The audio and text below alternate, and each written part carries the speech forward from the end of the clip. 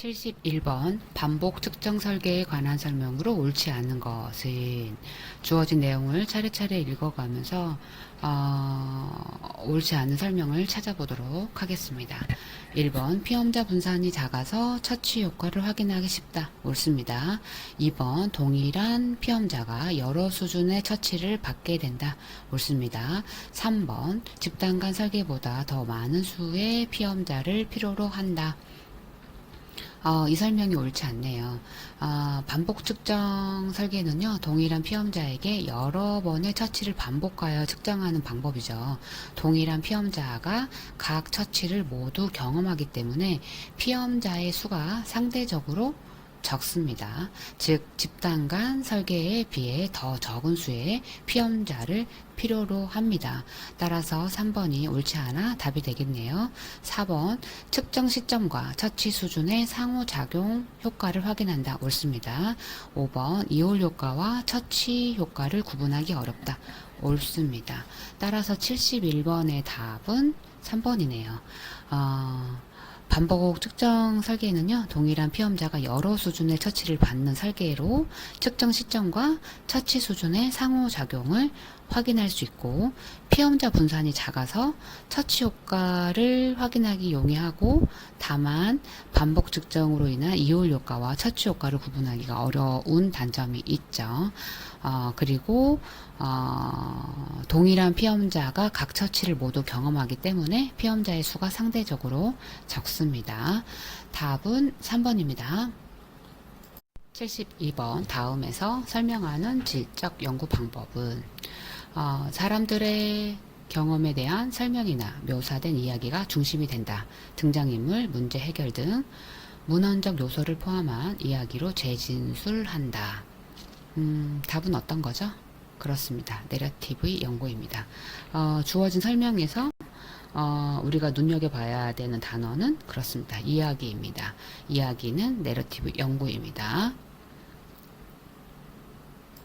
73번 질적 연구에서 타당성을 확보하기 위한 노력으로 옳지 않는 것은 주어진 내용을 차례차례 읽어가면서 답을 찾아보도록 하겠습니다. 1번 한두 개의 자료를 활용하여 분석을 실시한다. 이 설명이 틀렸네요.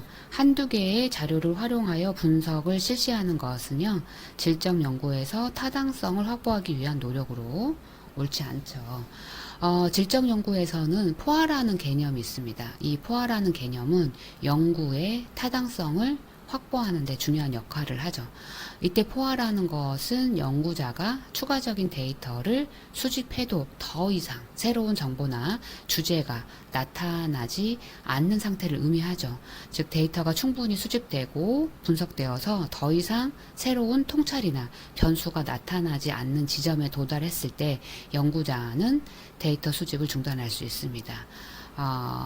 포화는 질적 연구에서 데이터의 충분성을 판단하는 기준으로 사용하고요. 이 개념을 통해서 연구자는 데이터가 충분히 포괄적이며 연구의 질문에 충분히 답변할 수 있는지를 확인할 수 있는 거죠. 이는 연구 결과의 신뢰성을 높이고 연구자가 수집한 데이터가 연구 목적을 달성하는 데 적합하다는 것을 보장합니다. 포화에 도달한 시점에서 연구를 마무리하면 자료의 활용과 분석이 충분히 이루어졌다는 것을 의미하게 되는 거죠. 이는 질적 연구의 타당성을 확보하는 중요한 과정 중에 하나죠. 그런데 한두 개의 자료를 활용하여 분석을 실시한다? 이것은 옳지 않습니다. 따라서 73번의 답은 1번입니다. 나머지는 질적 연구에서 타당성을 확보하기 위한 노력으로 옳은 설명이니까 읽어보도록 하겠습니다. 2번 연구의 단계마다 비판적 평가를 기울인다. 옳습니다. 3번 연구 참여자와 합의된 내용도 반영하여 자료를 해석한다. 옳습니다. 4번 연구자가 가지고 있는 편견, 가정을 먼저 인정한다. 옳습니다. 5번 다른 연구자들에게 연구의 과정과 결과를 평가받는다. 옳습니다. 따라서 73번의 답은 1번입니다. 74번 고지된 동의를 얻기 위해 자료 수집 전에 피험자에게 알려야 할 내용이 아닌 것은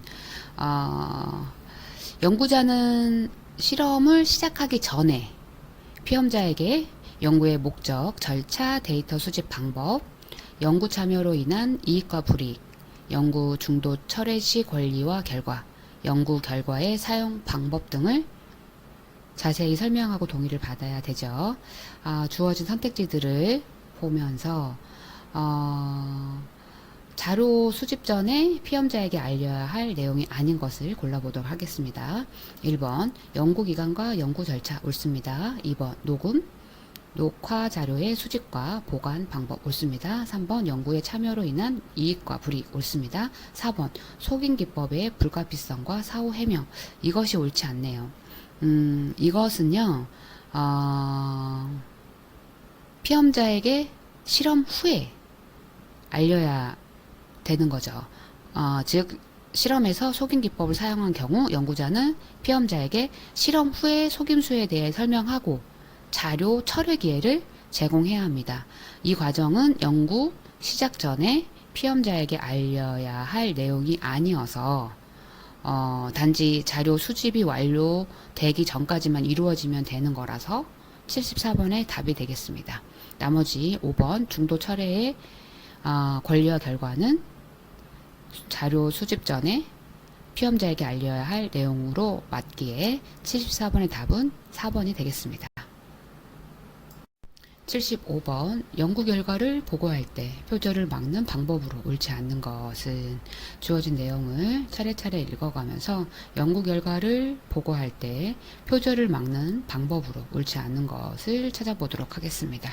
1번 연구자의 이전 저작물을 인용할 때에는 출처를 표시하지 않는다. 이 설명이 틀렸죠. 연구자는요, 자신의 이전 저작물이라도 인용할 때는요, 출처를 꼭 표시해야 합니다. 여러분, 표절이라는 것은 타인의 아이디어, 연구 내용, 연구 결과를 인용 없이 출처를 표시하지 않고 자신의 것처럼 보고하는 행위죠. 이 연구물이 연구자의 이전 저작물이라 할지라도 인용할 때에는요 출처를 꼭 표시해야 합니다. 그래야 표절을 막는 방법입니다. 나머지는 연구 결과를 보고할 때 표절을 막는 방법으로 옳은 설명이 되겠네요. 2번 본문에서 인용한 것은 모두 참고 문헌에서 해당 출처를 밝힌다. 옳습니다. 3번 내용을 번역 요약한 경우 출처를 표시한다. 옳습니다. 4번 타인 저작물의 내용을 바꾸어 쓴 경우 출처를 표시한다. 옳습니다.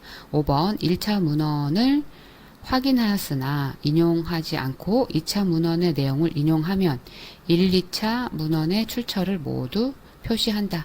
옳습니다. 따라서 75번의 답은 1번입니다. 연구자의 이전 저작물이라도 인용할 때는 출처를 표시해야 합니다. 표시하지 않는다고 했기 때문에 1번이 답이 되겠습니다.